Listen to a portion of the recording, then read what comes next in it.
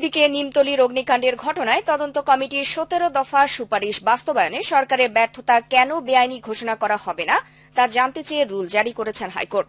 এ সংক্রান্ত 4টি রিটের প্রাথমিক শুনানি শেষে বিচারপতি FRM নাজমুল আহসান ও বিচারপতি KM কামরুল কাদেরের সমন্বয়ে গঠিত হাইকোর্টের দ্বৈত বেঞ্চ বিকেলে এই রুল জারি করেন। মন্ত্রিপরিষদ সচিব, আইন সচিব, স্বরাষ্ট্র সচিব, শিল্প সচিব, বিদ্যুৎ, জ্বালানি ও খনিজ সচিব, BCICর চেয়ারম্যান, ঢাকা দক্ষিণ সিটি কর্পোরেশন কর্তৃপক্ষকে আগামী 4 সপ্তাহের মধ্যে রুলের জবাব দিতে বলা হয়েছে। পুরান ঢাকার চকবাজারে অগ্নিকাণ্ডে হতাহতের ঘটনায় গত 24 ফেব্রুয়ারি সর্বমোট 5টি রিট আবেদন জমা পড়ে হাইকোর্টের সংশ্লিষ্ট শাখায়। এর মধ্যে একটিতে নিমতলী ট্রাজেডির পর গঠিত তদন্ত কমিটির 17 দফা সুপারিশ বাস্তবায়নে সরকারের নিষ্ক্রিয়তাকে চ্যালেঞ্জ করে বিষয়টিতে উচ্চ আদালতের নির্দেশনা চান সুপ্রিম কোর্টের দুজন আইনজীবী। ওই রিটটির প্রাথমিক শুনানি শেষে বিকেলে রুল জারি করলেন হাইকোর্ট। পরে এ নিয়ে গণমাধ্যমকে ব্রিফ করেন রিটকারীদের আইনজীবী ব্যারিস্টার রুহুল কুদ্দুস কাজল। 2010 সালের নিমতলীর ঘটনার উপরে যে সুপারিশমালা বাস্তবায়ন না করার কারণে যে আমলাতান্ত্রিক যে ব্যর্থতা, সেটিও কোর্ট কিন্তু হাইলাইট করেছেন এবং বলেছেন যে আমাদের দেশের এমন যদি সুপারিশ হয় এবং সেই সুপারিশ যদি প্রকৃতপক্ষে সংশ্লিষ্ট কর্তৃপক্ষ যদি সেটা না মানেন তাহলে তো খুবই দুঃখজনক এবং সেটা আদালত কখনো অ্যাপ্রুভ করে না। তিনি বলেন, শুনানিতে নিমতলী অগ্নিকাণ্ডে গঠিত তদন্ত কমিটির দেয়া সুপারিশ গত 9 বছরেও বাস্তবায়ন না হওয়াতে উষ্মা প্রকাশ করেছেন আদালত।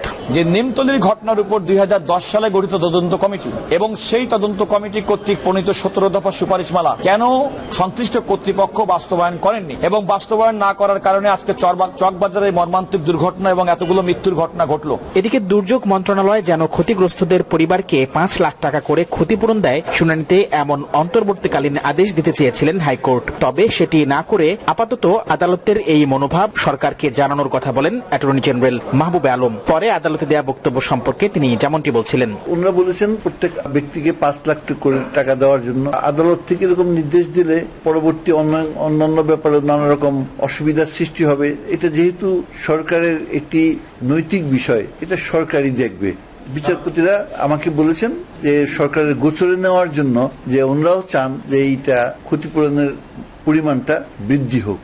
চকবাজারের চুরিহাট্টা অগ্নিকাণ্ডে নিহত ও আহতদের পরিবারকে ক্ষতিপূরণ প্রদান, পুরান ঢাকা থেকে কেমিক্যাল গোডাউন ও কারখানা স্থানান্তর এবং বিক্রির উদ্দেশ্যে মজুত করা গ্যাস সিলিন্ডার অপসারণের নির্দেশনা চেয়ে দায়ের করা বাকি 3টি রিটের শুনানি 4 সপ্তাহের জন্য স্ট্যান্ড ওভার রেখেছেন একই আদালত। চকবাজারে গত 20 ফেব্রুয়ারি রাতের অগ্নিকাণ্ডে পুড়ে মারা যান 69 জন, আহত হন আরো অনেক। ঢাকা বিশ্ববিদ্যালয় কেন্দ্রীয় ছাত্র সংসদ ডাকসু নির্বাচনে মনোনয়নপত্র জমা দেওয়ার শেষ দিনে আজ মনোনয়ন জমা দিয়েছেন ছাত্রলীগ, ছাত্রদল সহ 10টি প্যানেলের প্রার্থীরা। তবে ছাত্রলীগের বিদ্রোহী প্রার্থীরা মূল প্যানেলের প্রতি সমর্থন জানিয়ে পৃথক মনোনয়নপত্র জমা দেননি। সকাল 9টা থেকে বেলা 12টা পর্যন্ত মাত্র 3 ঘন্টার মধ্যেই ডাকসু ও হল সংসদ নির্বাচনের প্রার্থীরা স্ব আবাসিক হলের রিটার্নিং কর্মকর্তার নিকট তাদের মনোনয়ন জমা দেন। কবি জসিমউদ্দিন হলের পক্ষ থেকে ডাকসুর জন্য মোট 23টি ফরম উত্তোলন হয়েছে এবং এর মধ্যে জমা পড়েছে 12টির মধ্যে সদস্য পদে 8টি এবং অন্যান্য পদে 4টি।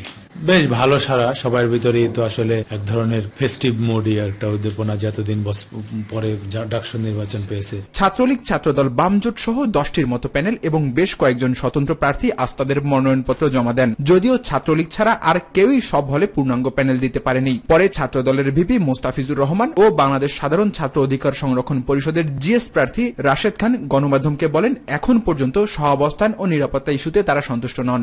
পরিস্থিতি দেখে আমি সিদ্ধান্ত নিব যে কি করব না করব। মানে এখন পর্যন্ত পরিবেশ মোটামুটি ভালো। ডাকসু নির্বাচনের পরিবেশ এখনো কিন্তু সৃষ্টি হয়নি।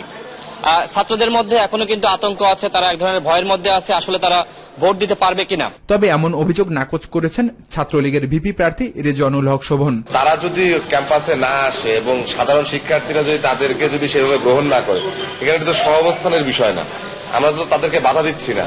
এদিকে বাংলাদেশ ছাত্র মুক্তি জোট এবং স্বতন্ত্র জোট নামে আরো নতুন 2টি প্যানেল যুক্ত হয়েছে ডাকসু নির্বাচনে। বাংলাদেশ ছাত্র মুক্তি জোট আমরা প্যানেল ঘোষণা করেছি 19 সদস্য বিশিষ্টের। সেখানে ভিপি পদে আমি শিহাব শাহরিয়ার সোহাগ।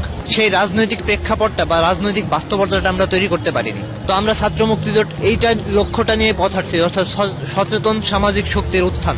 এবং আমাদের আলটিমেট লক্ষ্য এটাই থাকবে যে সচেতন তারুণ্যের ঐক্যতা গড়ে তোলা। মনোনয়ন যাচাই বাছাই শেষে আগামীকাল প্রকাশিত হবে খসড়া প্রার্থী তালিকা। আগামী 2 মার্চ পর্যন্ত রয়েছে প্রার্থিতা প্রত্যাহারের সুযোগ, আর 11 মার্চ ভোটের আগে 3 মার্চ প্রকাশিত হবে চূড়ান্ত প্রার্থী তালিকা। নীতি নির্ধারণীতে দুর্বলতার কারণে বিএনপি দিন দিন জনসমর্থন হারাচ্ছে বলে দাবি করেছেন আওয়ামী লীগ সাধারণ সম্পাদক, সড়ক পরিবহন ও সেতু মন্ত্রী ওবায়দুল কাদের। সকালে ফেনী সার্কিট হাউসে সড়ক ও জনপথ অধিদপ্তরের উন্নয়নমূলক কর্মকাণ্ড নিয়ে সাংবাদিকদের সঙ্গে এক মতবিনিময় অনুষ্ঠানে তিনি একথা বলেন। এ সময় তিনি আরও বলেন, ডাকসু নির্বাচনে অংশ নিলেও উপজেলা নির্বাচনে অংশ না নেওয়া বিএনপির স্ববিরোধী সিদ্ধান্ত। তবে উপজেলা নির্বাচনে দলীয়ভাবে অংশ না নিলেও দলটির প্রার্থীরা স্থানীয়ভাবে প্রতিদ্বন্দ্বিতা করছেন বলে জানান ওবায়দুল কাদের। বিএনপি ইলেকশনে অফিসিয়ালি তারা অংশ নিচ্ছে, তাদের দলের নেতা কর্মীরা অনেকে প্রার্থিতা জমা দিয়েছে। প্রথম ধাপে সংখ্যাটা 7 থেকে 8 জনের মতো, ও দ্বিতীয় ধাপে 37 জন তারা কিন্তু বিএনপির নেতা কর্মী, এরা তাদের মনোনয়নপত্র জমা দিয়েছে। সংখ্যা অতটা বেশি নয়, তারপরও তাদের কেন্দ্রের নির্দেশ তৃণমূলে মানছে বলে খুব একটা দৃশ্যমান নয়। কারাবন্দী বিএনপি চেয়ারপারসন বেগম খালেদা জিয়াকে গত 3 মাস ধরে কোনো চিকিৎসা দেয়া হয়নি বলে অভিযোগ করেছেন দলটির মহাসচিব মির্জা ফখরুল ইসলাম আলমগীর। বেগম জিয়ার কোনো ধরনের ক্ষতি হলে এর দায়-দায়িত্ব সরকারকে নিতে হবে বলেও সতর্ক করেছেন তিনি। সকালে রাজধানী নয়াপল্টনে বিএনপির কেন্দ্রীয় কার্যালয়ে আয়োজিত এক সাংবাদিক সম্মেলনে এসব কথা বলেন মির্জা ফখরুল।